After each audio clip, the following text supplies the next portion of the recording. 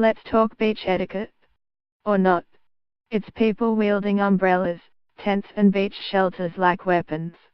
It is people shaking their towels over people right next to them, and others flicking sand. And how close should you sit to the person next to you? Hint, not on top of me like the inconsiderate family who decided to erect a tent so close they could undone the straps on my bikini. So close they could read my book. To recap, it was 8 a.m. this Thursday. We were nicely relaxed after Christmas, and ready for a nice morning and a swim with kids and friends down at Bondi Beach. It was packed between the flags, so we sat nearby where we could put up our umbrella without bothering others. By 8:30 am there were 30 umbrellas around us, and the land grab resembled an inner city auction for a renovator's delight.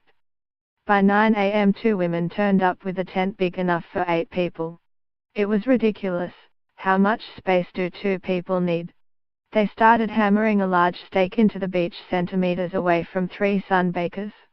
Then the women started banging on the other side, this time hammering so near to a man and his son that they had to move their things away. The women blocked the view of those behind them, who had arrived much earlier. Is that okay? I don't think so. It made my blood boil. This behavior is encroaching on other beachgoers' space. And it was rude, the women did say. Excuse me, or do you mind? The tent's guide ropes were so long that people were tripping over them. It was chaos, and increasingly typical of the fight for some sandy real estate on busy Sydney beaches on a hot day. To escape the madness, we left earlier than planned.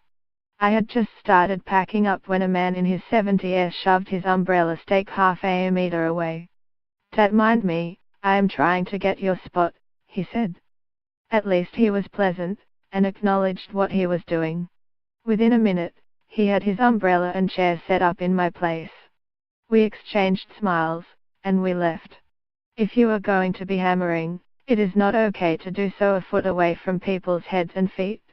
It is good to look around, and be aware. It is a public space, which has to be shared, and that means we have to be courteous with each other. Come on Sydney, we can do better than this.